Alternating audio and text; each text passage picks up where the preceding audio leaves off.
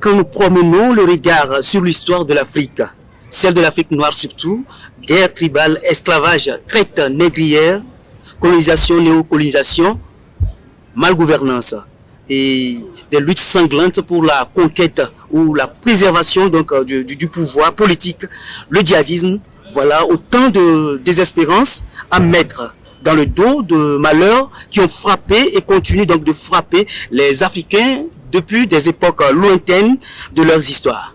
Alors face à cette situation critique, nombreux sont ces Africains qui, pour qui donc il faut plus que le naturel, plus que le physique pour sauver l'Afrique. D'où on pense que les gens doivent utiliser leur pouvoir, des gens comme vous bien sûr, maîtres, des gens comme vous, des gens qui maîtrisent le secret de la nature.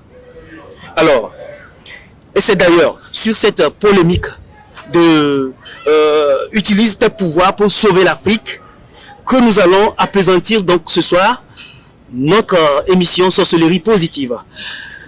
Bonsoir maître. Bonsoir monsieur Herman. Bonsoir chers téléspectateurs, merci d'être là avec nous dans notre émission Sorcellerie positive. C'est pour nous un réel plaisir de vous sentir chaque jour à notre compagnie. Et je reviens encore là-dessus. Le thème qui est soumis donc à notre débat de ce soir, c'est la polémique d'utilise tes pouvoirs pour sauver l'Afrique.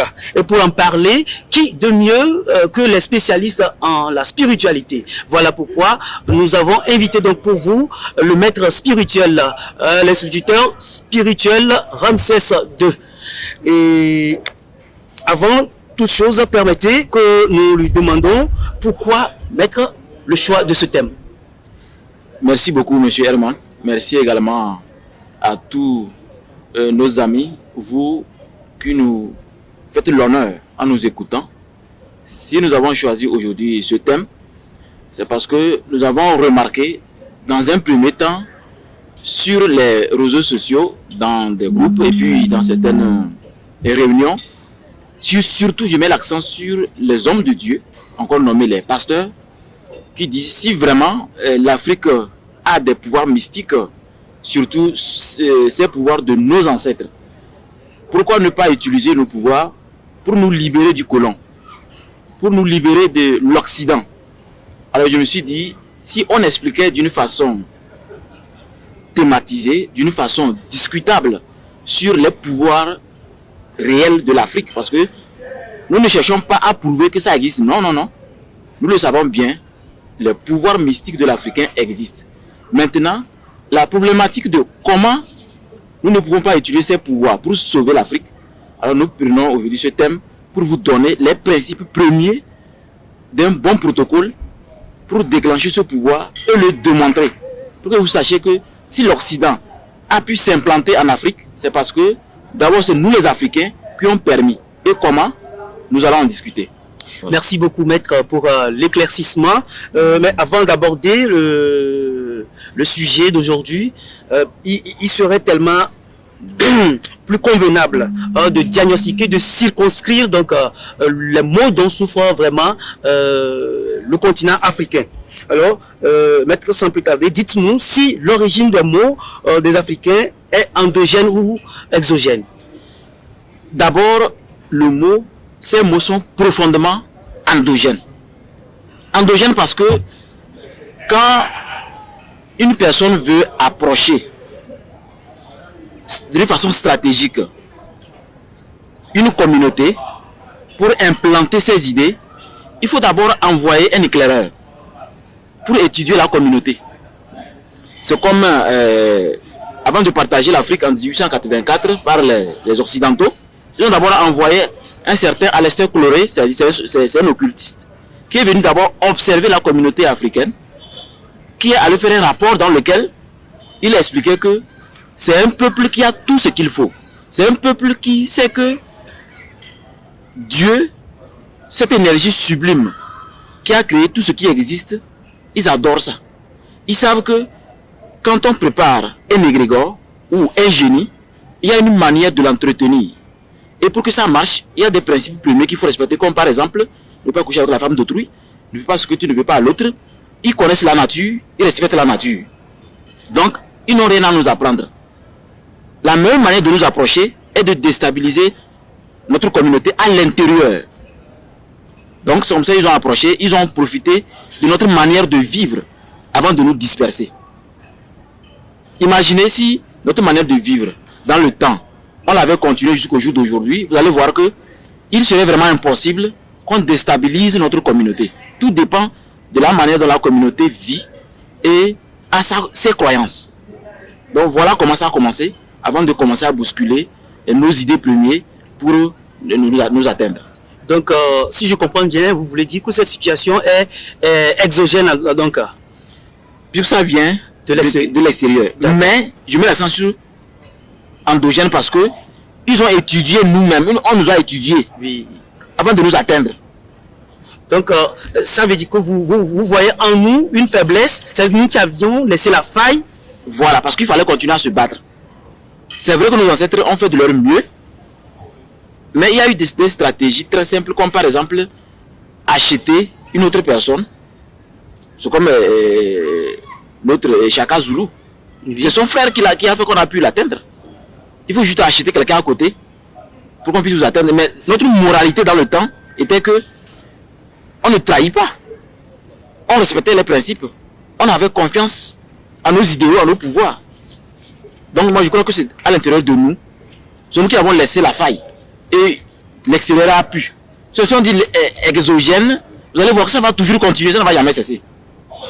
Il est temps qu'on prenne nos responsabilités, que c'est à l'intérieur que les choses ont pu se déstabiliser. Et comment on peut les arranger, c'est notre objectif maintenant. Merci beaucoup, maître. Et la situation donc de l'Afrique étant plutôt inquiétante, les Africains, merci beaucoup, maître, la situation de l'Afrique inquiétant les Africains, nombreux sont ceux-là qui pensent qu'il faut donc un mystère pour sauver l'Afrique. Qu'en pensez-vous? Au-delà des pasteurs dont qui clament haut que les traditionalistes, les détenteurs des mystères pensent qu'ils peuvent délivrer l'Afrique par rapport à leur pouvoir et qui n'ont qu'à le faire vont voir. Au-delà d'eux, il y a aussi nombreux de ces Africains qui sont sans pouvoir, sans qui n'ont rien, le commun des mortels, donc qui pensent qu'on peut, vous les spiritualistes, surtout les hommes mystiques, vous pouvez délivrer l'Afrique de ces maux. D'abord, mettons l'accent sur une chose. Je disais au début, nous ne voulons pas démontrer que les pouvoirs ou bien les mystères africains existent. C'est pas ce qu'on veut faire. Nous le savons déjà, c'est une réalité. Maintenant, la problématique 2. Pourquoi nous n'allons pas utiliser nos pouvoirs pour sauver l'Afrique? Surtout, ils ont mis l'accent sur l'Occident, les Blancs. Je voulais expliquer que, vous voyez, avant de bousculer quelqu'un, on l'étudie d'abord. On étudie la personne avant de la bousculer. C'est ce qu'ils ont fait. Sauf que pour l'Africain, quand on nous a étudiés et qu'on nous a bousculés, après que celui qui nous a bousculés est parti, nous avons continué à nous bousculer nous-mêmes. Comme par exemple, la faiblesse d'utiliser votre connaissance de sorcellerie pour faire le mal à quelqu'un d'autre. Ou bien le dégager, prendre sa place. En fait, le fait d'utiliser le pouvoir dans un contexte négatif est une faiblesse. Faiblesse parce que c'est celui qui a peur, qui veut faire du mal à quelqu'un d'autre. Celui qui n'a pas peur n'a pas besoin de faire du mal. Donc on devait d'abord commencer à expliquer à l'Africain, quand dans l'obscurité, au-delà de aller à la mosquée, au-delà de sortir de l'église, dans l'obscurité le soir, quand on se retrouve chez un marabout, chez un mystique, voulant un pouvoir ou bien un rituel, la plupart du temps c'est toujours pour avoir quelque chose qu'on n'a pas. Et quand on n'a pas quelque chose, ça dépend de vos capacités. Et cette personne qui est faible, qui a peur, mais qui a besoin, doit forcément passer par le mal parce que pour lui, il ne peut pas confronter l'autre. Donc il faut le faire secrètement. Et pour le faire secrètement maintenant, automatiquement, il passe par des surnoiseries afin de pouvoir atteindre l'autre. Et ce qui fait qu'aujourd'hui, on arrive à nous dire facilement dans des groupes WhatsApp ou bien dans des groupes, dans des réseaux sociaux, pourquoi vous nous fatiguez avec vos mystères, vos pouvoirs africains, alors que jusqu'alors le blanc nous dérange. C'est parce que quand on nous a bousculés, nous-mêmes, on n'a rien fait pour changer les choses. Nous sommes responsables. Nous avons continué à faire le mal. Nous avons continué à faire même l'apologie du mal. Et aujourd'hui, vous allez voir que une personne, au lieu d'utiliser ses capacités pour le bien, préfère faire le mal. Donc c'est la preuve que l'homme n'est pas conscient de sa vraie nature. La vraie nature de l'Africain, en fait, ce n'était pas de faire du mal. Parce que nous sommes ceux qui sont dans la nature. Ceux qui sont dans la nature. Et comme nous vivons dans la nature, ce qui veut dire, nous comprenons les lois de la nature. Et nous sommes censés les utiliser pour améliorer notre société. Si aujourd'hui ça ne va, c'est comme ça ne va pas. Il dit bien c'est comme parce que nous sommes au travail. On se met au travail, nous sommes mis au travail. Nous travaillons de sorte que les décideurs, comme certains présidents qui ont eu le courage d'être un peu panafricains, pas comme Assimi Goïta, d'autres ont eu le courage d'être un peu panafricains.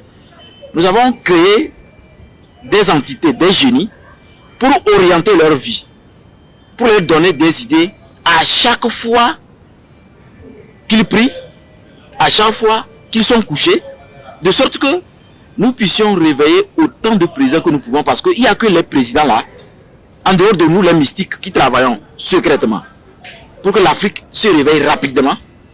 Il n'y a que ces présidents là qui peuvent nous aider parce que ils sont les décideurs. C'est eux qui signent des décrets. Maintenant, nous ne pouvons pas crier sur les toits.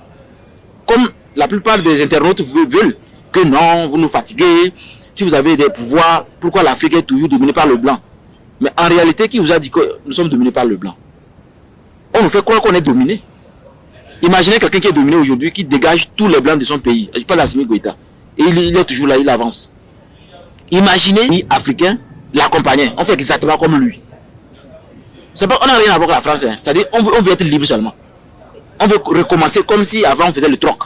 C'est notre décision à nous. Être autonome. Autonome. Ça a déjà commencé, ça continue.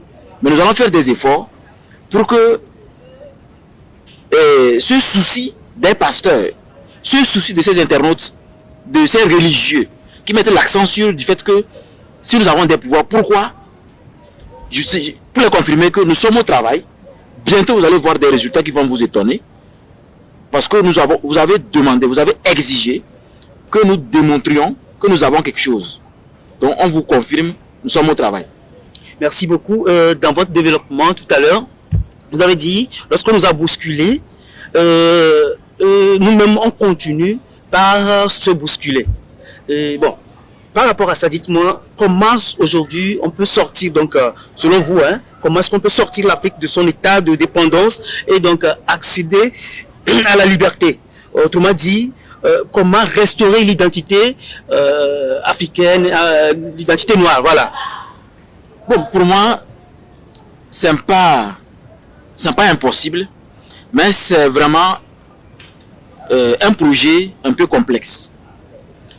À mon avis, la seule manière pour que ça marche bien et rapidement, nous devrions retourner à l'origine de notre comportement avant que le colon arrive. Parce que avant, on mangeait dans la même assiette.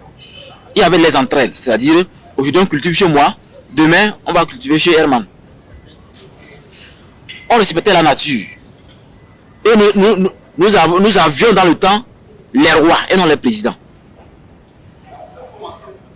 Véritable piège pour les Africains, c'est ce qu'on appelle les républiques.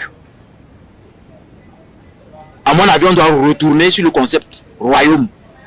Ça permet de bien balayer ce piège-là qu'ils appellent la république. Puisque nous sommes dans des républiques, on appelle les indépendances, les républiques togolaises, les républiques du Bénin, et il y a une politique instaurée. Une démocratie. Et une démocratie qui vraiment ne se sent pas comme démocratie. Voilà. Et ils ont mis en place une stratégie extraordinaire, M. Herman. Ils ont fait de sorte que, malgré leur départ, on continue d'enseigner le ABC, leur langue, tellement que même la plupart ne peuvent même plus parler leur propre langue, paternelle ni maternelle, leur patois. Ils parlent tellement bien le français que c'est comme ils sont ils prennent la place même des Français. Donc il faut retourner à l'origine. Ensuite maintenant, il faut qu'il y ait un décret présidentiel dans lequel on dit journée nationale du culte des ancêtres. Journée nationale du culte des ancêtres. C'est-à-dire le jour là, chômé payé, et sur toute l'étendue du territoire national, les chefs cantons, chefs du village, les pères de famille font des rituels, communiquent avec les ancêtres et respectent le protocole de nos ancêtres. Parce que ça permet de faire peur à celui qui croit que, malgré leur stratégie après l'indépendance, on continue de leur obéir. Et ensuite, maintenant, on va travailler sur notre monnaie.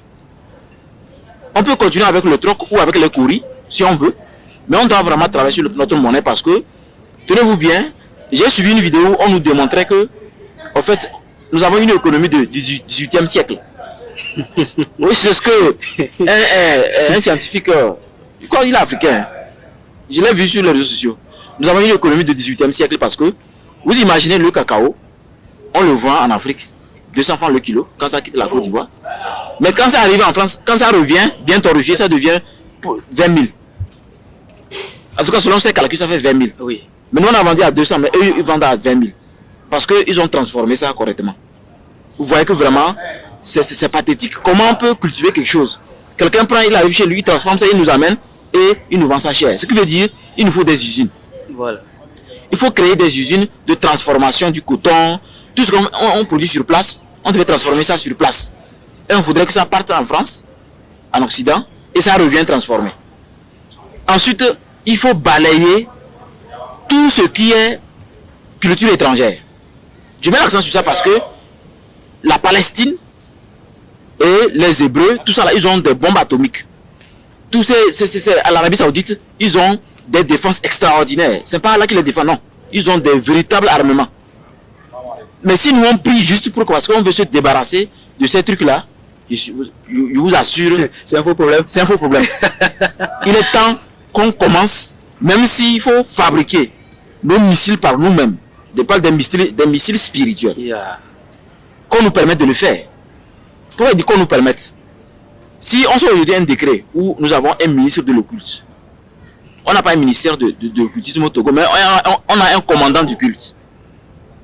On a un commandant du culte, mais il faut normalement un ministre qui est plus proche du président, qui fait de bons rapports. On a un commandant du culte. On met l'accent sur la manière dont maintenant on devait officier à l'église, à la mosquée et dans les couvents. Ne plus laisser librement les gens dire que attention, Satan arrive, attention, il y a l'enfer. Non, non, non, ces choses-là, l'Africain n'avait pas conçu ça. Nous, on sait que si je baise la femme de quelqu'un, il y a une punition qui m'attend.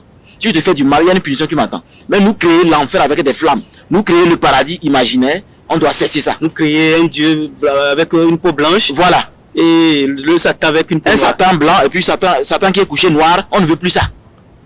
Une croix de Jésus où c'est un blanc, on ne veut plus ça. Il est temps que l'Afrique soit reconnue comme telle. Parce que même eux, je parle des blancs, Yves Coppens, le paléontologue français, a dit au début de la création, tout le monde était noir. C'est lui qui a dit ça, il est français.